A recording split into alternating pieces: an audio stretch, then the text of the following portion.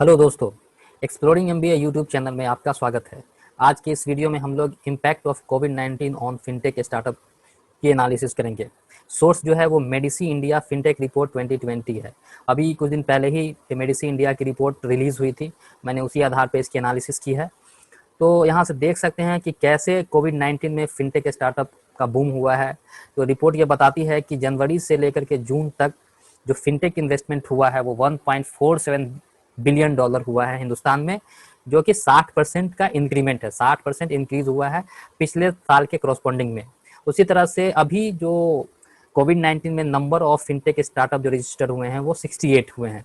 उसी तरह से अगर आप देखा जाए तो ये फिनटेक जो बूम हुआ, ये फिनटेक जो राइज हुआ, उसके पीछे 4 वजह इस रिपोर्ट के हिसाब से बताई जाती है। पहली वजह ये है, पहला रीज़न आप देख सकते हैं कि हिंदुस्तान में सबका आधार कार्ड बना, जिससे जो है आइडेंटिटी सबकी आई।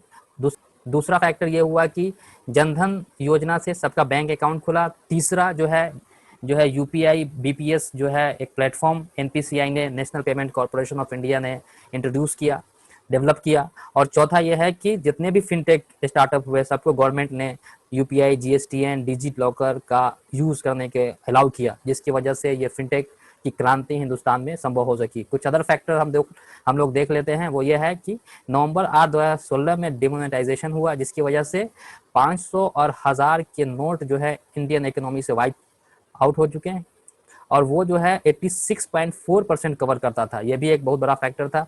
दूसरा, अभी हम लोग जानते हैं ये कोविड-19 है जो social distancing and touchless behaviour को जो है सिग्निफिकेंटली इम्पैक्ट किया फिनटेक इकोसिस्टम को बूम करने में। और यहाँ से एडॉप्शन रेट जो है हमारा, जो हिंदुस्तान का फिनटेक को एडॉप्शन रेट जो है 59% है, जो कि सेकेंड लार्जेस्ट वर्ल्ड वाइड है। अब इस रिपोर्ट के हिसाब से India currently has around 2174 fintech startup, यानी कि इंडिया में अभी जो है 2174 फिनटेक स्टार्टअप है, जिसमें सबसे ज़्यादा बेंगलुरु में 447, मुंबई 437, दिल्ली 208, गुरुग्राम, उसी तरह नोएडा, हैदराबाद आप देख सकते हैं यहाँ पे। इस तरह से ब्रेकअप है फिनटेक स्टार्टअप का। और जो एप्लीकेशन है फिनटेक का, वो पेमेंट में 405 स्टार्टअप हैं, लेंडिंग में 365, वेल्थ टेक 313, उसी तरह personal finance management, insurtech और साइबर सिक्योरिटी। उसी तरह से अदर सेगमेंट में अभी जो नई टेक्नोलॉजी इंट्रोड्यूस हुई है, जैसे blockchain, crypto currency, artificial intelligence, machine learning, उसी तरह से banking tech, big data analytics, crowd funding, उसमें भी बहुत तरह के फिनटेक स्टार्टअप इमर्ज हो रहे हैं इंडियन इकोनॉमी में। अब यहाँ से देख सकते हैं आपकी वेल्थ टेक में टोटल 486 स्टार्टअप हैं, जिसमें personal finance management, investment platform, robo advisor और अदर्स सबको इंक्लूड किया गया। तो आप देख सकते हैं पैसा बाजार, अग्रवाल मनी, तरक्की, इस तरह से वेल्थ टेक में 486 स्टार्टअप्स हैं। लेंडिंग प्लेटफॉर्म पे आप देख सकते हैं कि डिजिटल कंज्यूमर लेंडिंग में ये जो है रुपीज, उसी तरह से एसएमई फिनांसिंग में lending card, FT cash, aggregators में, फिर पी2पी लेंडिंग में, अदर्स में इस तरह के स्टार्टअप आपको नजर आ रहे हैं। उसी तरह से इंश्योर टेक में 111 स्टार्टअप है, जिसमें aggregators, policy management, software, white label, infrastructure, API other में है। उसी तरह से इंटरनेट ऑफ थिंग्स में, क्लेम्स में आपको ये सब स्टार्टअप आप उस रिपोर्ट में जाकर के डिटेल एनालिसिस कर सकते हैं। फिर डिजिटल पेमेंट में 405 स्टार्टअप है, जिसमें पेमेंट गेटवे में हम लोग जानते हैं रेजर पे, बिल डेस्क, इसका हम लोग बहुत ही फ्रिक्वेंटली इसका यूज़ करते हैं। उसी तरह bill payment and direct money transfer में फ़ोन पे, गूगल पे आता है, पेटीएम आता है। उसी तरह सॉफ्टवेयर वाइट लेबल एपीआई में भी ये सब स्टार्टअप आप देख सकते हैं। फिर यहाँ से एक नई रिपोर्ट जो सामने आती है, जिसने एनालिसिस की है, वो ये है कि 2019 से लेकर के अभी तक, यानी कि हाफ ईयरली 2020 तक, जून 2020 तक 5.4 बिलियन डॉलर का इन्वेस्टमेंट अभी तक हिंदुस्तान में हो चुका है इन स्टार्टअप में, जिसमें बहुत सारे जो है राउंड में, जैसे कि angel, seed, series A, B, C, D, E, G, others में आप ये देख सकते हैं कि किस तरह से इन्वेस्टमेंट हुआ है। यानी कि एंजल में 7 राउंड में 4.55 मिलियन डॉलर का 7 स्टार्टअप इन्वेस्टमेंट हुआ। उसी तरह से सीड में 97 का हुआ, 165.5 मिलियन डॉलर का इन्वेस्टमेंट हुआ। टॉप 8 फंडिंग डील्स में आप जो है पेटीएम की सबसे ज़्यादा डील हुई थी, जिसमें बर्कशायर हैथवे ने डील किया था 1000 मिलियन डॉलर का। उसी तरह से 197 कम्युनिकेशन जो है उसमें 668 मिलियन डॉलर की डील हुई। नवी टेक्नोलॉजी हम लोग जानते हैं, सचिन बंसल का जो स्टार्टअप है उसमें 395 मिलियन की डील। उसी तरह डीएमआई फिनांस, पॉलिसी बाजार, क्रेड, डिजिटल इंश्योरेंस, फोन पे में ये जो है टॉप 8 फंडिंग डील्स हो चुके हैं। अब एक्टिव इन्वेस्टर में हम लोग जानते हैं सिक्वा कैपिटल है, एसएल पार्टनर है, सैफ पार्टनर है, टाइगर ग्लोबल, लाइट स्पीड, ये सब एक्टिव इन्वेस्टर है जो इसको सपोर्ट करते हैं, स्टार्टअप को सपोर्ट करते हैं। अब यहाँ पे कुछ और चीज़ मैं आपको बताना चाहता हूँ, ये India stack power digital ecosystem, क्या वजह है कि जो है यहाँ पे फिनटेक स्टार्टअप का बूम हुआ है, वो है DBT, UPI, APB, AEPS, e sign, digital locker, account aggregation, NETC, ये सब जो सपोर्ट करते हैं। उसी तरह ये tablets, smartphone, iris sensor, micro ATM, check in device, fingerprint scan, तो ये एक इकोसिस्टम बनाया जिसकी वजह से फिनटेक स्टार्टअप का हिंदुस्तान में बूम हुआ।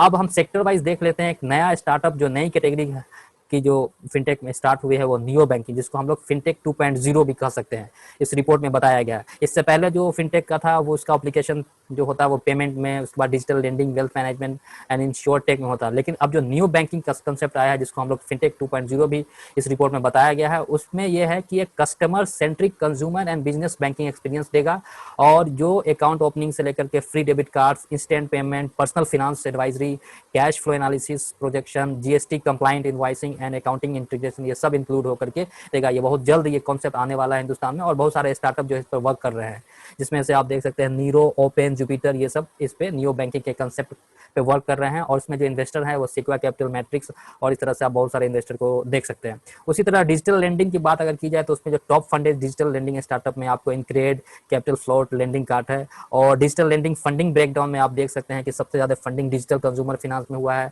एसएमई फाइनेंस में हुआ है, फिर अदर्स में हुआ, और पी2पी लेंडिंग में भी 0.06% का जो है फंडिंग हुई है। तो हम यहाँ पे देख एसएमई फाइनेंस में भी और बढ़ाने की जरूरत है, क्योंकि ये सेक्टर ही इंडिया का मेन सेक्टर है, जिसको हम लोग micro small and medium enterprises भी कहते हैं।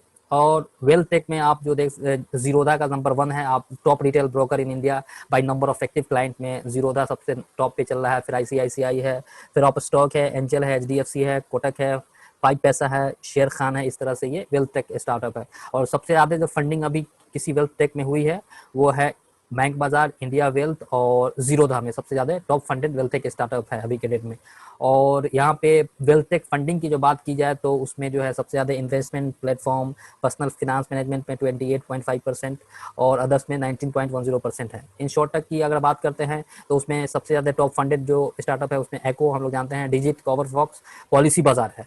और इसका जो हम लोग फंडिंग की ब्रेकडाउन करें तो ये देखेंगे कि 48.50% जो फंडिंग हुई है वो एग्रीगेटर्स पॉलिसी मैनेजमेंट में हुई है, ऑनलाइन फर्स्ट इंश्योरेंस में 41.50% और 9.60% की जो फंडिंग जो आईओटी में हुई है, इंश्योरटेक। उसी तरह से डिजिटल पेमेंट में अगर हम लोग एक जो डेटा लें वो देख सकते हैं कि प्री डिमोनेटाइजेशन पीरियड के टाइम में जो है पॉइंट ऑफ सेल जो था वो सिर्फ 1.5 मिलियन था, और जैसे ही डिमोनेटाइजेशन के बाद जो पॉइंट ऑफ सेल जो टर्मिनल है वो बढ़ करके 5.08 मिलियन हो गया। तो यानी कि 3.4 गुना, यानी कि 3.4 गुना ये इसमें ग्रोथ हुआ।